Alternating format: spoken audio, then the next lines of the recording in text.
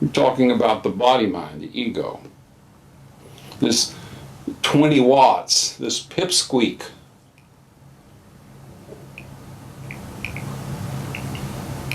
That is constantly rationalizing, justifying, explaining, saving face, defending, being right, absolutely and totally wrapped up in one's self.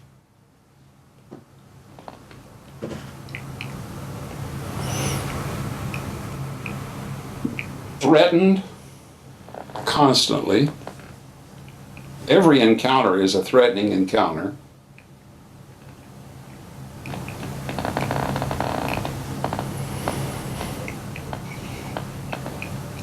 Just look and see that. That's all. Just get it. Just get it.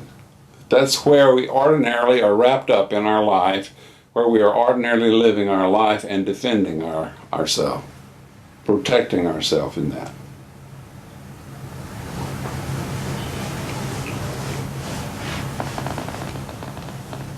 Now, inquiry is to go deeper than that I. See, it's to take that I all the way to the source and transcend that I.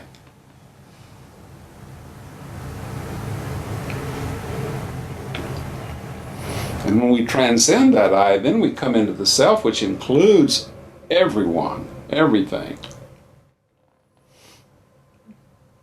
There's no definition to the answer, necessarily, to the inquiry. In other words, inquiry is not something we get an answer to. Who am I? We get an answer, an intellectual answer. It's transcending the question. It's dissolving the one who doesn't know. It's dissolving the one who knows and doesn't know. Now, what is this one that knows and doesn't know? See? What have we been identified with all this time? Who do we really think we are? What do we really think we are? Where do we function from?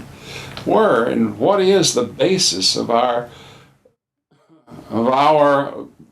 actual existence, our actual being, as far as a functional, everyday, ordinary, expressive mode?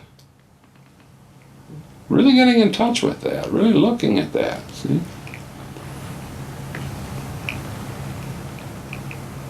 That's when we come into touch with the body and the mind as being the self that we've been thinking that we are.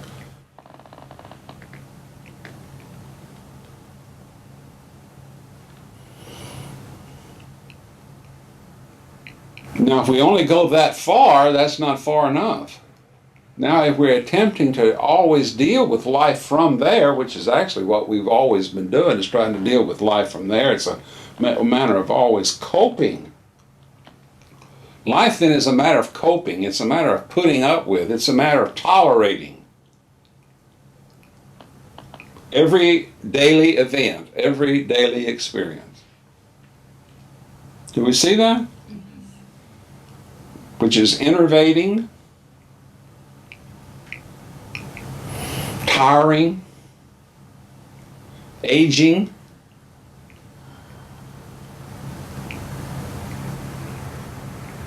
At the end of the day, we're ready to go to bed. We've been through such a hassle all day. So the only moment of reprieve we really do have is sleep, where we're no longer engaged in that meditation. See, that form of meditation. And that all is a meditation. Back in the days when our entry-level program was called Discover Meditation, we used to say, what you're discovering is that you always are meditating. You've always been meditating. What you've been meditating is this I. That really doesn't care about other. It's threatened by other. Always having to be defended, protected from other.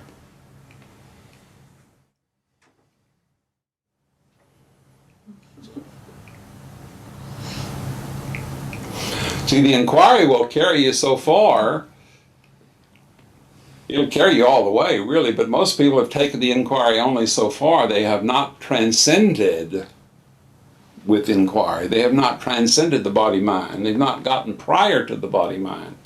They've not come all the way back into consciousness, which is into pure consciousness before consciousness become contaminated by the sense of I. The sense of I really is just a contamination of consciousness. It's a conditioning. It's contaminated with my, me, and mine. When consciousness is no longer contaminated by I, me, my, and mine, but it remains in its pure quality, in its pure essence, free of the sense of I.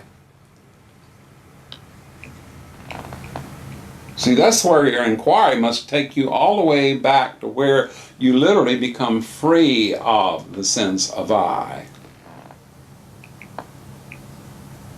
Many people have a misconception about the inquiry. They think it's an I inquiring into itself, into which it becomes a bigger, larger, stronger I.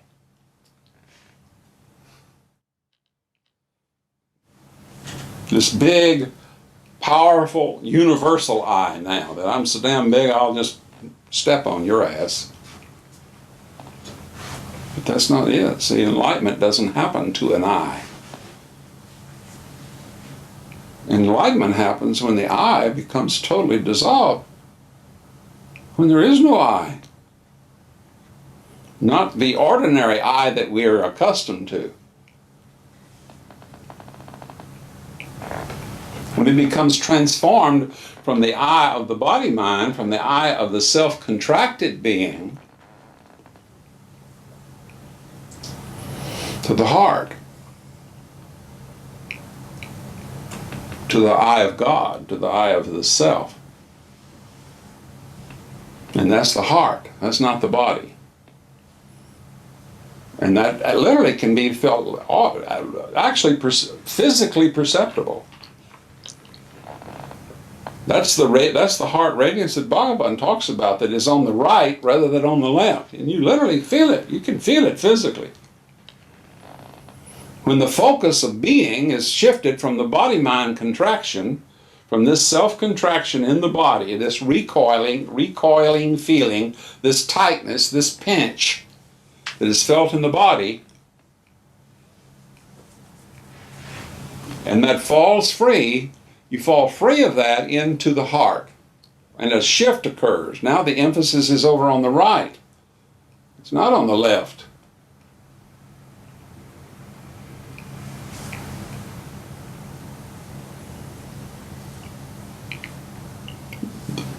The coiling of recoiling, you see, like a spring, loosens.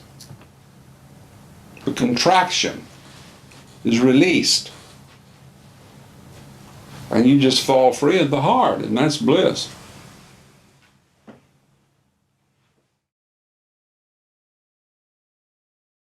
Do it now. Let it happen right now.